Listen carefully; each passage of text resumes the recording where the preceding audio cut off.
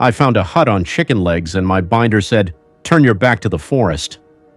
Cold air pushed out of my truck vents in a steady stream, even though the heater knob sat twisted to max, and I kept tapping it like that would make it honest.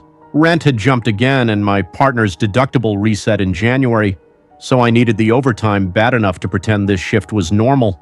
Policy never chases me into the trees, but it followed anyway.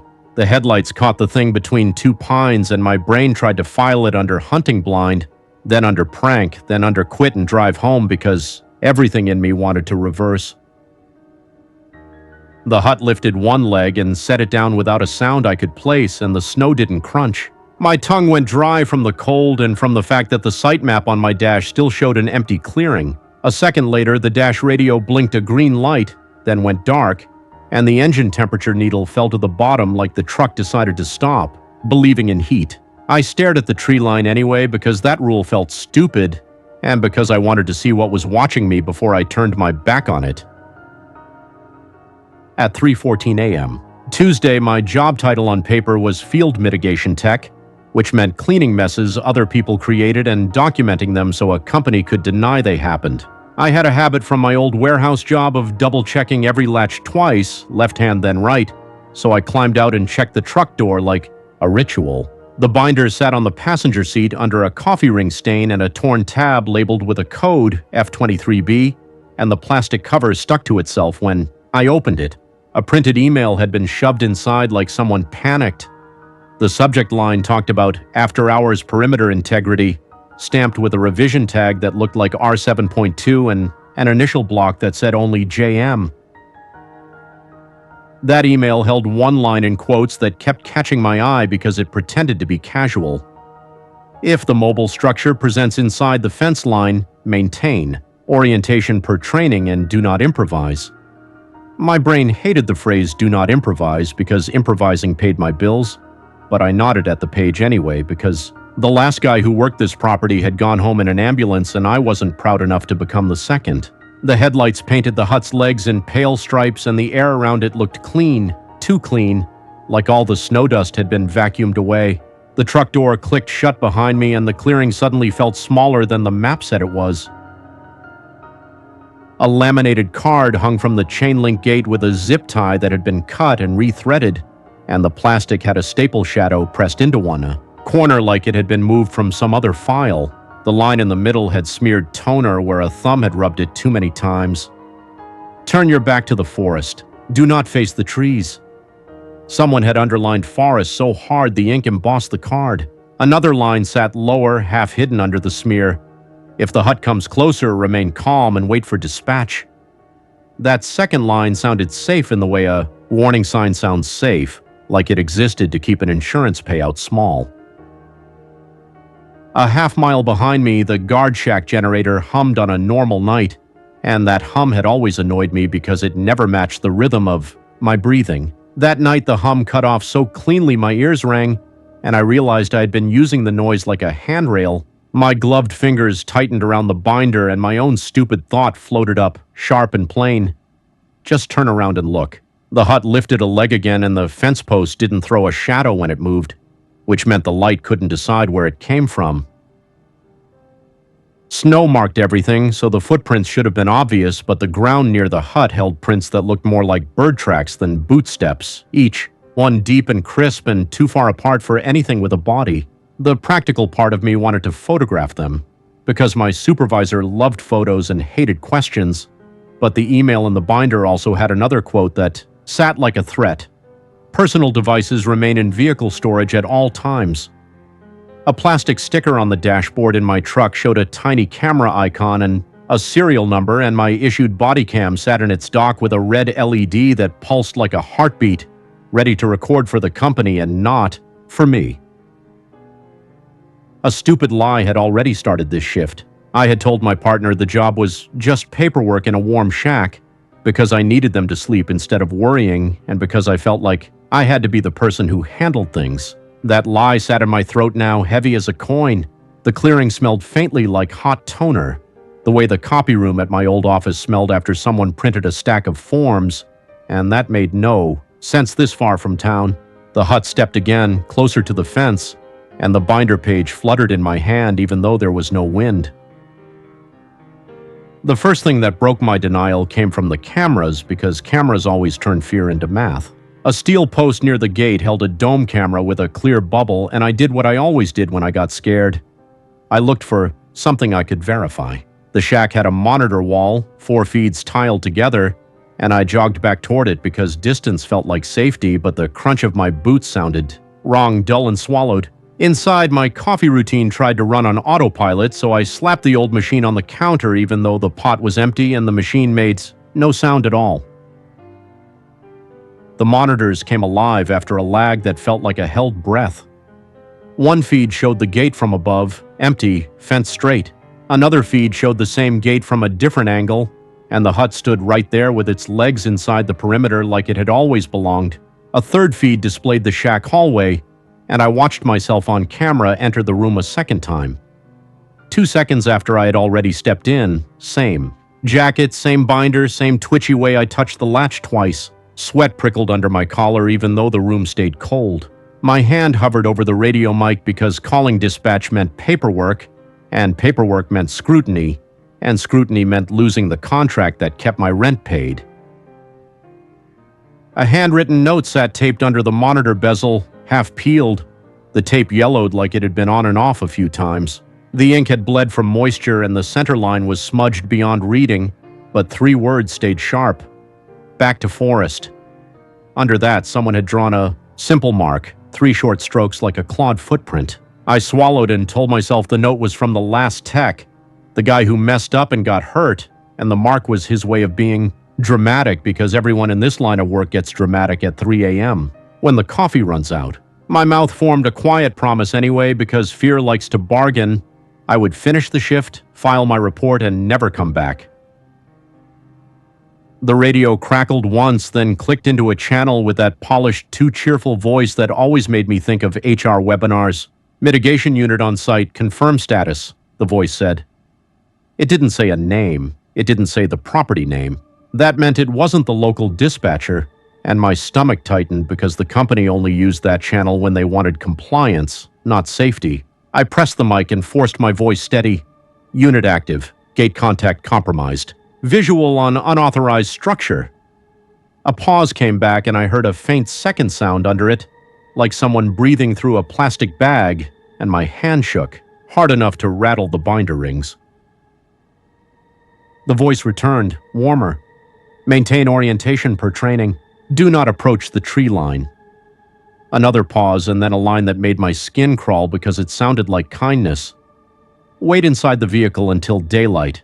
That matched the trap rule on the laminated card, and my tired brain wanted to cling to it.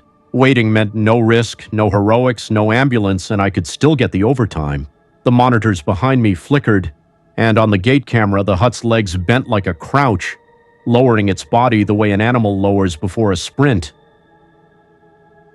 My phone sat in the truck and I wanted it in my hand like a talisman. The email in the binder had a final quoted line near the bottom that I hadn't noticed before because it looked like boilerplate, but now it felt personal. Failure to follow orientation protocol will void all coverage. Coverage meant medical liability, everything that mattered when a job went wrong. The company had found a way to make fear into a deductible, and I hated how effective that was. Outside, the hut shifted again and the fence wire didn't move, which meant the camera feed that showed an empty gate could not be trusted, and I had to choose which reality to stand in. The choice didn't feel dramatic. It felt like every tiny compromise I had made for money finally lined up and asked for payment. My partner's text from earlier flashed in my memory, the one that said the pharmacy had put the prescription back on the shelf because we were late, and I had told them I'd fix it after my shift because I couldn't afford to miss the hours. That truth pressed me toward the safe option, toward the trap rule. Still, my feet carried me to the door because I couldn't sit and watch a moving building decide what came next. The air outside hit like a wall. Not just cold, but a cold that made my teeth ache. A cold that felt borrowed from somewhere that didn't have seasons. The clearing held the hut closer now, so close the fence shadow crossed one of its legs and the metal looked damp. I kept the binder open and forced myself to obey the laminated card, because obedience felt like control.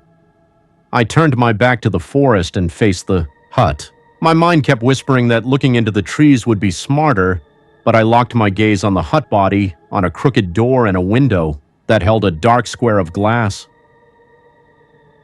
A faint tapping came from the window, not a knock, more like fingernails on plastic. 3 taps in a pattern that matched the claw mark on the note. My shoulders tightened and I tried not to flinch because flinching would turn my head. The hut took a step forward and the fence still didn't move, and I realized the fence line didn't matter to it. A new sound slipped into the silence, light and quick, like a stapler firing in an empty office, and I almost laughed from disbelief because nothing about a stapler belonged in a snowy clearing. The sound stopped the moment I recognized it, and my stomach dropped because the world felt like it was responding to attention.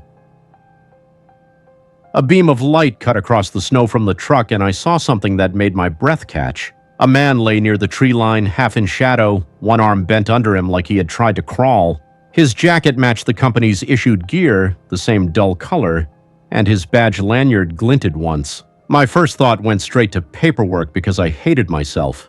The incident would fall on my shift.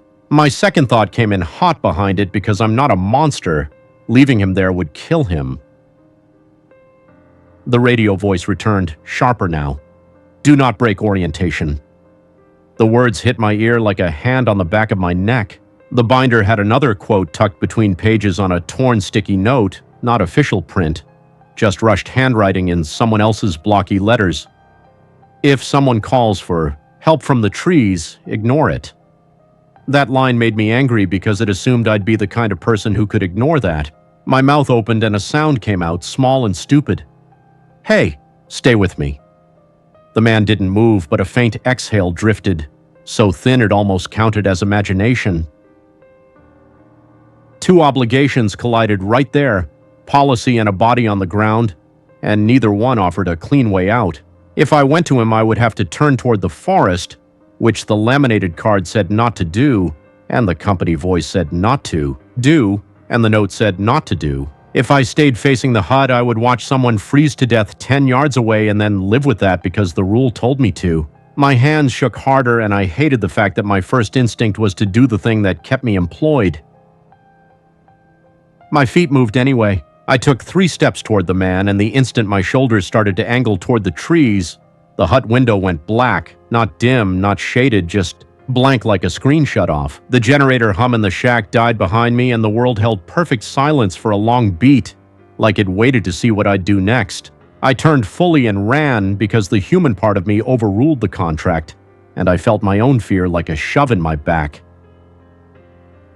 Snow sprayed as my boots hit, and the man came into clearer view. His face held gray patches from cold and stress, and his eyes were open but unfocused. His lips moved. "Don't," he whispered. And the word didn't match the situation because people usually beg, but he warned. A badge lay near his hand, flipped over, and the name strip had been scraped clean, which made my stomach twist. His fingers clawed at my sleeve, and he held on like he didn't trust the ground. Behind us, the hut moved. Not a charge, not a sprint, just a single step that ate distance without effort. The legs flexed and the snow didn't crack, and my mind reached for explanations like a drowning person reaches for air. Hydraulics, drones, a prank by the hunt, club owners. That explanation died when I heard the sound of paper being fed through a copier, steady and calm, coming from the direction of the hut. The man heard it too because his eyes snapped toward me with sudden focus, and he mouthed a phrase without voice, "Back to forest." Heat came out of my mouth in ragged bursts and my chest hurt, but I got my arm under his shoulder and pulled him up because my hands knew the move from helping my partner after bad days. His weight felt wrong, too light for a grown man, and his boots left no prints for the first 2 steps, then started leaving them like the ground. Decided to accept him again. The radio on my belt crackled and the HR voice said, "Orientation breach logged," with the same tone it might use for a missed training module. Something in me snapped, not in a heroic way, but in a tired, bitter way. "He's hurt," I said. "I'm bringing him in." The response arrived after a pause that felt like a smile. Coverage void. That was it. 2 words that turned my medical fears into a leash. I dragged the man anyway because I couldn't unsee him on the snow, And because the job had already crossed a line that made the money feel dirty, the hut took another step, and this time the trees behind it bent inward, branches bowing and the air filled with that toner smell again, stronger, like a printer overheating. The shack door came into reach and my habit kicked in, left latch then right latch, even while hauling a man half conscious. The moment I shoved him inside, the monitors flared and every feed showed the hut right at the door. Legs crouched, window dark, no fence in sight. Another feed showed the clearing empty with fresh snow untouched. My brain kept trying to decide which was real, but my hands were already moving, because competence is a kind of prayer. A metal cabinet under the counter held emergency gear, and I popped it open and grabbed the thermal blanket, the one sealed in plastic with a dated inspection sticker. The man flinched when the plastic crinkled, then gripped my wrist. "Don't look," he rasped. "Don't listen." His voice cracked on the second word and he started coughing, a dry cough that didn't sound like lungs. A strip of paper fluttered out of his jacket pocket, folded small. When I opened it, the paper felt damp and the ink had run, but one quoted line stayed readable in the center. "Do not face the forest unless instructed." Unless instructed sat underlined twice, which told me the company had built a loophole on purpose. A reward came in the form of proof, and proof always makes terror feel manageable for a second. I checked the access control log on the shack computer because the property used keycards to track every gate open and every door swipe, and I'd been trained to trust the data over my own gut. The log showed my badge swiping into the shack at 3:09 a.m., then again at 3:09 a.m., same second, 2 entries stacked. My stomach tightened because my badge was still on my chest, cold against my skin. The man on the floor lifted his hand weakly and pointed at the screen. "It copied it," he said, like he didn't want to use a real verb. The binder had a tab for anomalous assets, which sounded like corporate nonsense until that moment, and the pages inside had been patched with tape like a book, repaired by someone in a hurry. A clipped training memo sat there, the paper faded from toner, and the prose in it tried to sound normal while describing something that wasn't. A line in quotes ran down the middle.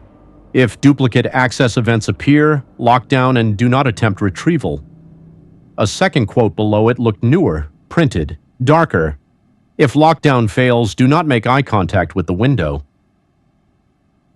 I read that last line twice because it made me feel stupid and small. Eye contact with a window. A window isn't a person. A window doesn't care. Still, the man on the floor stared at the shack window like it had teeth, and my hands started sweating inside the gloves. Outside, something scraped along the wall, slow and patient, and the sound made my molars ache. A flash of anger rose because I had been told this job was cleanup, not containment, and my chest tightened on the inhale like my body wanted to, quit before my mind caught up. The man pulled the blanket tighter and whispered, "They brought me here for the hunt club, VIPs. We set cameras for them." His words came in stutters like his brain couldn't hold a straight line. "They said it's just a structure on legs, flood safe. Then it moved. Then they started calling it an asset." He swallowed and his eyes watered from cold and from fear. "They told me to keep my back to the forest so it wouldn't decide." That sentence lodged in me because it turned the rule from superstition into psychology, and I hated how plausible that felt. Maybe the hut didn't move. Maybe our attention moved it. Maybe the company had built a machine that responded to compliance like a dog responds to commands. The thought that the rules could be the mechanism, not the protection, hit like a cold slap. The binder didn't just tell me how to survive. It told the hut how to train me. I tried a competence win because doing something right calms me down.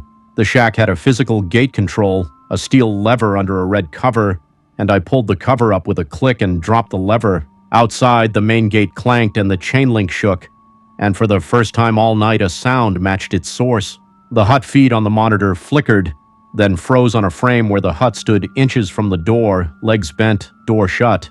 The silence outside broke with a thump, like a heavy foot testing the wall, and I felt relief because a wall is a boundary and boundaries mean rules still apply. My mouth opened and I let out a shaky breath I didn't know I had been holding, and for 2 seconds my brain offered a simple story. Lock, downworked. The real rule arrived disguised as confirmation. The HR voice came back on the radio, soft again. Lockdown confirmed, remain inside. Do not open any door until sunrise. That sounded like mercy, and it sounded like the trap line on the laminated card, and the man on the floor shook his head so hard he winced. He hissed, "No!" His fingers trembled. When they say sunrise, they mean they want it to finish printing. A mechanical whir started outside, steady and familiar, like a copier warming up, and my skin crawled because my brain had already labeled that sound. Paper rasped. A page slapped against a tray, another page followed. Each sound came from the wrong side of the wall, but my body reacted like I was back in a fluorescent office at midnight, the kind where the cleaning crew never speaks. The shack lights flickered, then held steady, and the fluorescent buzz cut out again, leaving that ear-ringing quiet. My gaze went to the window before I could stop it.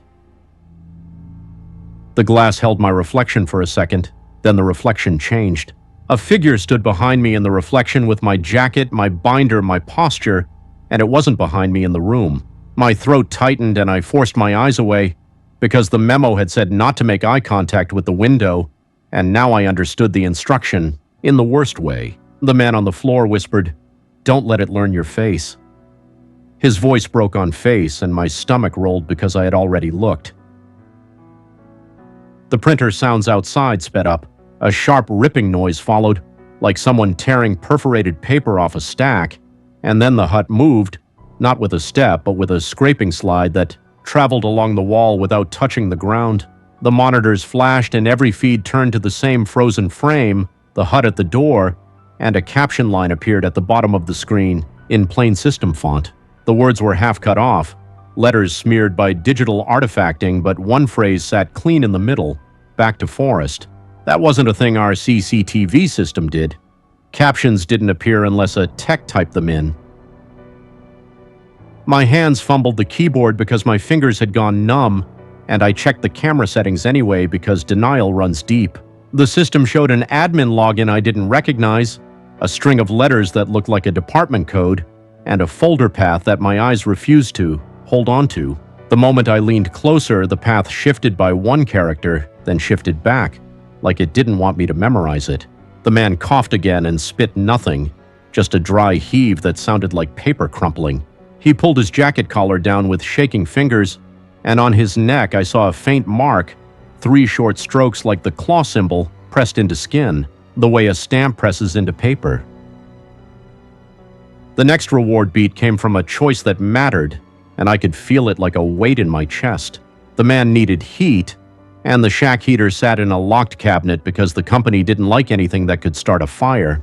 The key hung on a hook near the door, right next to a red tag that said "Authorized use only" in tiny print. Authorized meant call dispatch, file a ticket, wait for approval, and by then he would be gone. Breaking that rule would show in the log, and I had already voided coverage, so the fear of getting in trouble should have felt pointless, but my brain still wanted to stay employed. My old habit took over. I said out loud, "Left then right," and I unlocked the cabinet with a snap and turned the heater on. Warm air finally hit the room, and the man exhaled a shaky sigh that sounded like relief and pain mixed. The instant the heater fan started, the printer sound outside stopped, and the silence that followed felt deliberate. That should have been a win, a small competence victory tied to a human choice, but the monitors flickered and the window reflection showed the hut door opening. The door on the hut wasn't a normal door. It opened inward, and behind it I saw a hallway that looked like our shack hallway. The same scuffed linoleum, the same wall-mounted fire extinguisher, the same dirty, no smoking sticker at shoulder height. Seeing my own workspace inside that hut made my stomach twist, because it meant the hut wasn't just moving through the woods, it was collecting rooms. The man on the floor started sobbing without sound, tears cutting tracks down his cheeks, and I realized he had already seen this and survived long enough to warn me. A faint knock came from the shack door, polite and slow. My hand went toward the latch before my brain caught up, because someone knocking usually means help, and I wanted help so badly my body betrayed me. The binder page flipped in my hand and a line from the laminated card caught my eye. The smear line, the one I had accepted without question. The toner smear had shifted, or maybe my angle changed, because I saw a tiny tail on one letter that hadn't been there before. The line didn't say, "Do not face the trees." It said, "Do not face the trees." A comma, small and cruel, changing the meaning from a prohibition into an instruction. My throat tightened and a clean confession line formed in my mind, cold and certain. I trusted the rule because it sounded like safety. The hut wanted me to turn my back to the forest not to protect me, but to keep me from seeing where it came from, and to keep me facing the door it wanted me to open. The company hadn't given me a shield. It had handed me blinders with my paycheck. The knock came again. A voice on the other side said my name, which made my skin crawl because I hadn't spoken it on the radio, not once. The man on the floor gripped my boot and mouthed, "Don't." He looked older in that moment, not from age, but from exhaustion, like he'd spent everything he had just to make it this far. My fingers hovered over the latch because the voice sounded like my supervisor, and my brain wanted authority more than it wanted truth. The door handle twitched on its own and the latch clicked halfway, and I had to decide in a heartbeat whether to fight the mechanism or let it open. Anger won. I threw my shoulder into the door and jammed a metal chair under the knob, and the chair legs screeched on linoleum loud enough to hurt. The knock stopped. A breath came through the door seam, slow and controlled, like someone listening. Then paper rustled outside again, closer, right against the wood, and I heard a pen scratch, slow and deliberate, writing on something. The sound made my scalp prickle because it carried intent, and I couldn't tell if it was a person or a machine. A new sheet slid under the door, white and clean. My stomach twisted because nothing on this property stayed clean. I grabbed it with trembling fingers and held it up to the light. The top line held a copied version of the email memo, subject line and all, but the initials at the bottom had changed. It read JM, then beneath it, in a slightly darker font, JM again, like a signature stamped twice. A quote sat centered mid-page, "Compliance recognizes cooperation." Under that, the three-stroke claw symbol sat printed in perfect black. The man on the floor made a sound like a laugh turned into a cough. "They feed it rules," he whispered. "It feeds them proof." His eyes darted to the monitors. "Look at the access log again." My fingers shook over the keyboard and I pulled the log back up and my breath hitched. A new entry had appeared, fresh, neat. My badge had swiped at the hut door, time-stamped the same second as the printed page under our door. That couldn't happen because my badge was still on me and because the hut wasn't on any access panel our system controlled. My mind tried a theory because theories make fear smaller. Maybe someone spoofed the badge signal. Maybe the company ran a test. Maybe the hut held a relay, a piece of equipment that copied credentials. That explanation should have calmed me because it framed the horror as human and solvable, but it only made me angrier. A machine that steals identities is still a monster, just one built by a boardroom. The moral dilemma shifted because now it wasn't just policy versus a man in the snow, it was safety versus warning. The binder had another taped-in page, a non-disclosure form printed in tiny type, and I had signed it without reading because my rent notice had been taped to, "My fridge and I needed the deposit." One line stood out in a larger font, a quote the company wanted to live in my head. "Unauthorized disclosure will trigger immediate legal action." Legal action meant losing my savings and my partner's health coverage and my apartment, and the fear of that felt almost physical. Still, the page under the door proved the company knew exactly what was happening and chose to call it compliance.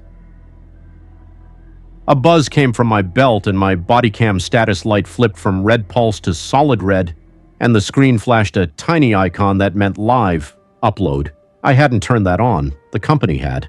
My stomach sank because now everything I did would be seen, and the hut could be watching too, learning from the feed. The man on the floor whispered, "Don't talk, it copies." His voice cracked, "Don't say the wrong thing." I started to speak anyway because panic makes me babble, then cut myself off with a sharp inhale. My hands moved to the monitor wall and I yanked the power strip plug hard because cutting eyes felt like the only defense I had left. The monitors died. The heater died. The shack went dark except for my phone screen on the desk, which I had pulled out of my pocket without thinking. That was another rule break, a selfish one, because I wanted my own camera, my own record. But the moment the phone lit my face, the window outside brightened in response like it recognized the glow. Outside, legs scraped. The hut shifted and the chair under the door jerked an inch, like something tested the wedge. The silence tightened. My mind whispered a brutal, simple line at me. Stupid. So stupid. I grabbed the binder and flipped pages by feel, and my fingers caught on a rough edge where someone had torn out a sheet. Behind that torn page, a hidden pocket held a second laminated card. Older, corners cracked, plastic fogged from age. The quote on it had been printed clear and didn't match the newer one. Face the forest. Do not watch the door. Under that, another line. If the hut walks, do not wait. That contradiction hit like a punch because it meant the rule had changed, and rules only change when someone benefits. The official laminated card had told me to turn my back to the forest, to face the hut, to wait. The older card told me the opposite, and it felt more honest, less polished, less like HR language. The company had updated the protocol, and the update lined up perfectly with what the hut wanted. Authority betrayal wasn't a twist anymore. It was written in laminated plastic. My hands shook around the old card, and I realized I had been doing the job the way the company needed, not the way survival needed. I felt a hot flush of shame rise in my chest, because I'd always thought of myself as competent, as the guy who reads the binder, follows procedure, doesn't become the headline. That night proved a cruel thing. Competence makes a good lever. When a system teaches obedience, it doesn't need chains. A moment of false victory arrived when I found the emergency exit hatch. The shack had a rear hatch leading to a maintenance tunnel, a place the hunt club used for storage, and it had a manual latch that didn't tie into access logs. My fingers found it and worked it in two motions, left then right. The hatch opened with a quiet creak and cold air drifted in, but the air felt clean compared to the toner stink. Relief flooded me, quick and sharp, because an exit is a promise. The man on the floor grabbed my sleeve and I hauled him up, and he put weight on his feet, shaky but upright. For 3 breaths, I believed we could leave. A shadow crossed the hatch opening, slow, not a person. A rectangular shape, like a wall moving past. The hut had relocated to the rear of the shack without making a sound I could track, and my heart hammered because a moving building shouldn't teleport. The printer noise started again, right outside the hatch, and paper slid across metal with a lazy confidence. The man made a broken sound and sagged. "Lockdown didn't keep it out," he whispered. "Lockdown kept us in." The hatch slammed shut on its own, hard enough to make the frame ring. My palm hit the metal and the latch burned cold, and I realized the hut wasn't hunting us with teeth. It was hurting us with policy. The official instruction to remain inside until sunrise hadn't been about safety. It had been about printing time, about giving the hut time to generate a version of us that the system could log. The escalation spike hit when the shack lights came back on without power. Fluorescent tubes buzzed for 1 second, then went silent, glowing steady without sound. My skin crawled because sound and light had divorced. The window brightened again, and behind the glass the hut door stood open, showing our hallway with our fire extinguisher, our scuffed floor, our coffee-stained desk. A second doorway sat at the end of that hallway, open, revealing the same hallway again, nested deeper like a reflection inside a reflection. The man grabbed my arm with sudden strength. "Don't go in," he said, and his grip left no warmth, just pressure. The company voice returned on the radio, and it sounded almost bored now. "Mitigation unit, proceed through the structure for verification." Verification. That word hit like a stamp. A line from the copied page under the door floated back. Compliance recognizes cooperation. My throat tightened and a disgusting thought arrived. Quiet. Maybe doing what they said would make it stop. That thought scared me more than the hut, because it proved the system could still tempt me. A different sound came from the hut hallway, not printer, not stapler. A soft shuffle of boots on linoleum, paced and familiar, and my own voice spoke from inside, muffled. It said, "Unit active. Gate contact compromised." The exact phrase I had spoken earlier. Hearing my words replayed from inside that impossible hallway made my stomach drop, because it meant the hut didn't just copy badges, it copied scripts. My partner's face flashed in my mind, not romantic, just tired, sitting at the kitchen table with the insurance paperwork spread out, and the shame of that earlier lie tightened in my chest. I couldn't afford to die. I couldn't afford to disappear into a legal black hole either. The only path that didn't feel like surrender involved evidence, and evidence meant breaking the biggest rule, disclosure. My phone vibrated on the desk with a notification I hadn't earned. An email draft had opened on its own, addressed to an internal compliance mailbox I had never typed. The subject line read like something pulled from the binder, Orientation Protocol Breach Follow-Up. My thumbs hovered over the screen, and I felt my body tremble with the urge to smash the phone because the phone had become another door. The man looked at it and whispered, "It wants a record." His eyes were wet and bright. If it gets a record, it spreads. A theory bait thought surfaced because my brain refused to accept magic without trying. Maybe the hut didn't walk. Maybe our feeds got rewritten. Maybe the system moved us, not it. The access log had duplicated entries. The CCTV had shown me entering twice. What if the hut was a software layer, a compliance routine that rewrote reality inside a boundary? That idea made me nauseous because it meant the walls, the locks, the rules, all of it could be a UI, and I had been clicking buttons in a trap. A small competence move still mattered. The shack held a fire extinguisher with a pull pin sealed in plastic, and I yanked it free because a tool in hand feels like agency. I sprayed the window in a white fog, not because it would harm glass, but because it would block sight. The powder hit and stuck, and for one heartbeat, the hut hallway vanished behind a mat coat. Relief washed through me, immediate and physical, and my shoulders dropped an inch. Then the powder slid down the glass in a clean sheet, like water on oil, and the hallway behind it remained visible, pristine, untouched by residue. The man made a sound like a sob. "It doesn't take marks," he whispered. His fingers touched the 3-stroke mark on his neck. "It gives them." I pulled the old laminated card back out and read it again under the fluorescence, because repetition calms panic. Face the forest. Do not watch the door. The rule felt backwards compared to the corporate one, and that made it trustworthy. Facing the forest meant turning away from the hut, which meant refusing the door. Turning away would also mean turning toward the trees, toward the place I'd been trained to fear. The hut had taught me to fear the forest, so I'd never look there, and that meant the forest held the truth, or at least held the exit. The hut didn't control. A horrible, simple plan formed, and I hated it because it sounded like superstition. We had to leave the shack, step into the clearing, and face the forest, not the hut. We had to refuse the door and refuse the radio and refuse the waiting rule. The cost would be losing the job, the contract, the money, and maybe worse. But the alternative was letting the system print a copy of me that could swipe badges and sign forms and disappear into logs. My mouth went dry. I said, "We're going," and the man looked at me like I had just promised to jump off a bridge. His lips moved and he whispered the phrase that had been haunting the monitors, the note, the caption, "Back to forest." Saying it out loud felt like giving it weight, like making it real. My hands shook as I dragged the chair away from the door because opening the door felt like opening my throat. The moment the latch clicked, the printer noise outside stopped, and the silence pressed in again, tight and listening. I stepped out first because I couldn't ask him to go if I wouldn't, and cold hit my face so hard my eyes watered.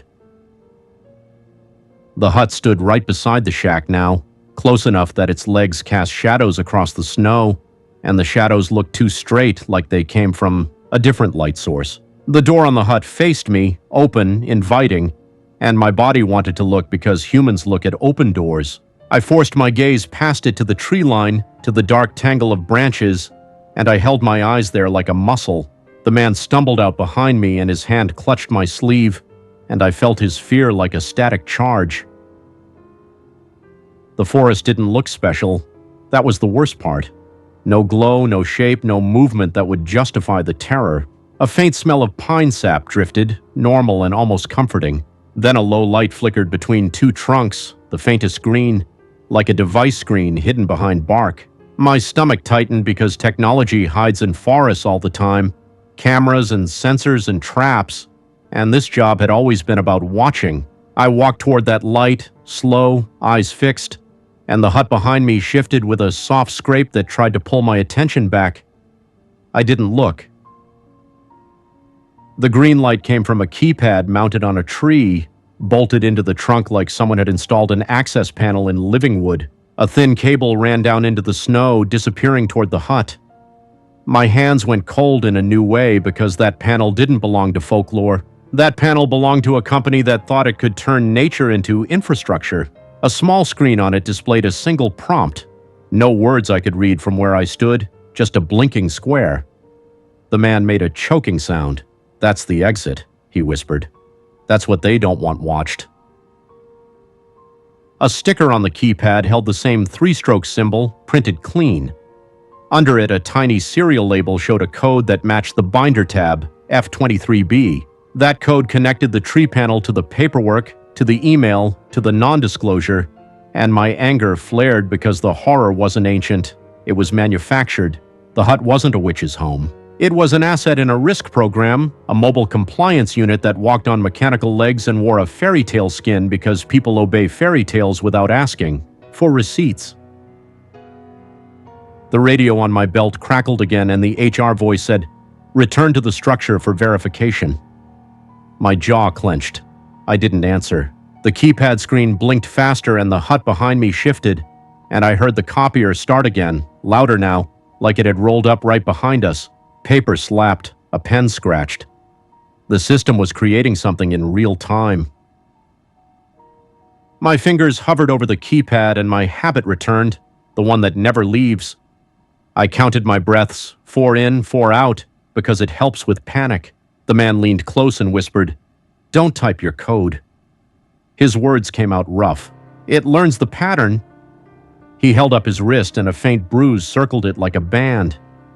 It asked for mine, then I couldn't open anything else.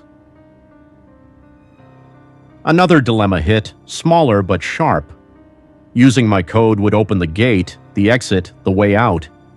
Using my code would also feed the system more data. Leaving without opening it meant dragging him through snow and fence and maybe getting caught. And caught meant the company, the lawsuit, the whole machine. I wanted the clean fix, the one that used the tools provided, because that's how I had been trained. I hated that the clean fix probably meant doom. My mind flashed to my partner's face again and my stomach twisted, because whatever happened next would ripple home. I couldn't quit this job without blowing up our budget. I couldn't stay in this job without risking my life, and maybe my identity. The hut behind me scraped, and the sound made my shoulder muscles lock. I felt the pressure of the system trying to herd me back to the door, back to the printed hallway, back to the place where it could copy me cleanly. I made the ugliest choice and it was still mine. I pulled my phone out and used its flashlight to flood the keypad, because the body cam belonged to them and the phone belonged to me. I didn't type my code. I popped the keypad cover with the edge of my pocket knife and yanked the cable free, hard, because sometimes sabotage is the only language a system understands. Sparks snapped. The green light died. The forest stayed dark, honest again for a second. The hut reacted like an offended machine. A heavy stomp hit the ground behind us, loud this time, and the snow finally cracked. The sound made my knees buck because hearing it made it real. The man gasped and clutched his chest. The hut door slammed shut with a hollow thud, and a moment later the shack door behind us clicked closed too, on its own, like the property decided to lock every boundary at once. The printer noise stopped. Silence hit so hard my ears rang, and then a single sound rose, soft and intimate. My own breath, amplified, coming from the radio mic even though I hadn't keyed it. The voice on the radio wasn't HR anymore. It was my voice, calm, reading the old laminated card line by line like a training video. Face the forest. Do not watch the door. Hearing myself recite it made my stomach roll because it meant the system had recorded me reading it earlier, or had generated it from the logs, and now it played it back to guide me. My hands shook. I ripped the radio off my belt and threw it into the snow, because I needed one thing in this moment that wasn't mine being used against me. A sudden movement caught the corner of my eye and my neck muscles screamed to turn, but I held my gaze forward because facing the forest was all I had left. The man stumbled and fell to his knees, panting, and I hauled him up again and I felt his bones through his jacket like he was turning into paper. We moved along the tree line, staying parallel to the hut, and the hut moved with us, keeping pace like a predator that doesn't hurry.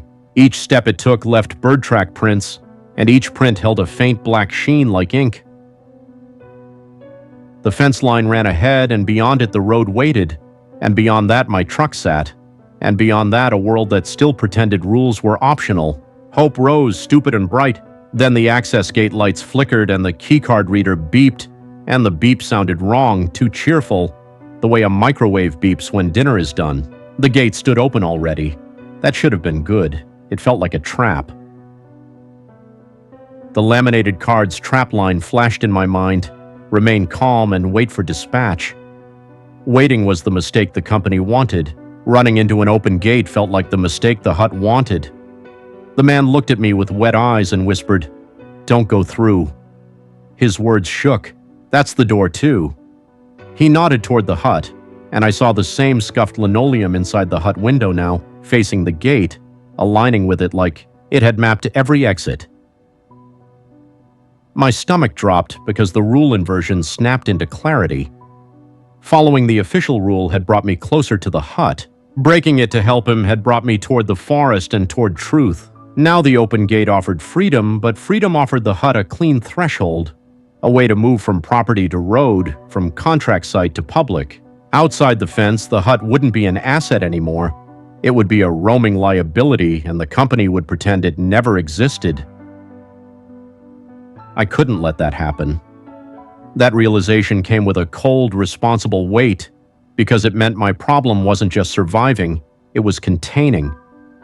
My hands clenched. I pulled the man back from the open gate and dragged him toward the shack again, away from the exit, away from my truck, away from safety, because keeping the world safe meant keeping the hut fenced. The man cried out, weak, confused, and I hated myself, because I was choosing a boundary over freedom. I was choosing a cage. A chain of custody instinct surfaced, the boring part of my brain that saves lives in disasters. Evidence needed a record outside the system. The company had already hijacked the body cam feed. The radios were compromised. The access logs were contaminated. Only my phone still belonged to me, and even that felt shaky. I opened the camera app and filmed the hut, the legs, the open gate, the tree keypad sparking. My hands shook so badly the frame jittered, and I whispered my partner's name under my breath like a charm, then stopped because names feel dangerous in places like this. The hut shifted, and in the hut window I saw myself again, standing inside the nested hallway, holding my phone, filming, but my real arms were in front of me, and the copy's arms held the phone at a slightly different angle. That tiny difference scared me more than the copy itself, because it meant the copy wasn't a mirror, it was a variant. It was learning new positions, new angles, new choices.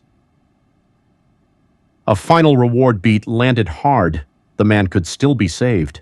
I got him back into the shack, shoved him under the heater blanket, and forced warm water into his mouth in tiny sips because shock doesn't care about pride. He swallowed. Color returned in thin patches, his eyes focused. He grabbed my wrist with surprising strength and whispered, "Send it." His fingers trembled. "Send the proof." The non-disclosure line in the binder flashed like a threat. Unauthorized disclosure will trigger legal action. Legal action meant losing everything, but losing everything felt cleaner than letting a walking compliance machine step onto a public road. My jaw clenched. My hands hovered over my phone. The signal bars on the screen flickered, weak, then steadied. The company voice returned on the radio in the snow outside, muffled now, and it sounded frustrated for the first time. "Verification required," it said, and that tiny crack in its polish felt like a victory. I attached the video to an email address to every contact I could remember without thinking too hard, because thinking gives fear time. A coworker from an old job, a local reporter I'd once met at a safety training. A friend who worked in IT and hated companies that watched employees. I didn't type the property name. I didn't type the company name. I wrote one line in plain words because fancy words feel like lies. If this ever shows up near your worksite, do not follow their rules. The moment. My thumb hovered over send. My phone screen flashed and the draft address field changed, swapping my recipients to the compliance mailbox again, like the system reached into my hand. Rage rose hot. I toggled airplane mode on and off, hard, like a desperate reset. The screen blinked. The recipient field returned to my list. My thumb hit send before the system could think, and the little spinning circle appeared, and my breath caught because that circle always decides whether hope is real. The circle spun for a long beat, then the email vanished from my outbox. Not failed, not sent, just gone. My stomach dropped because the chain of custody hint came true in the worst way. I opened the sent folder. Nothing. I opened drafts. Nothing. Then a new folder appeared for half a second, named with a department code I didn't recognize, and the three-stroke symbol flashed beside it like an icon. The folder blinked out. The system didn't delete the warning. It relocated it. The man under the blanket stared at me and whispered, "They move it." He looked ashamed, like he'd known and still let it happen. They always move it. His eyes slid toward the binder and his voice dropped. "That's why the older card exists. Someone tried before." A line of dread settled in me, steady and heavy. The warning might have escaped, or it might have been filed into the hut's library. Either way, I couldn't trust silence. Outside, the hut stepped away from the shack door and toward the open gate again, slow and patient.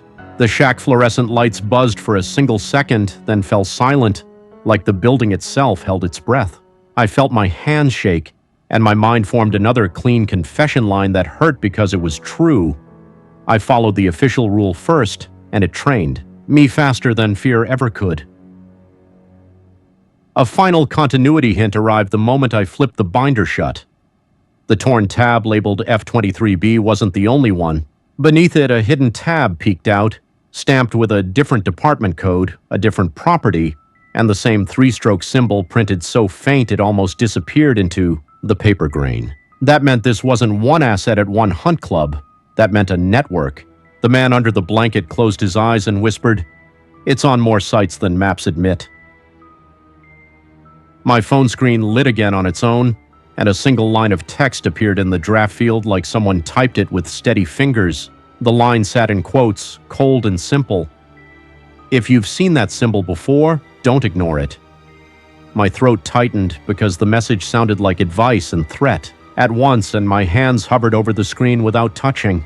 Outside, the hut took one more slow step toward the open gate, and I whispered the phrase that had haunted every note and caption, not because I believed in it, but because I needed something to hold on to. Back to forest. How many more fences stand open right now? The worst part hit in the last second, when I realized the radio in the snow had never been turned on.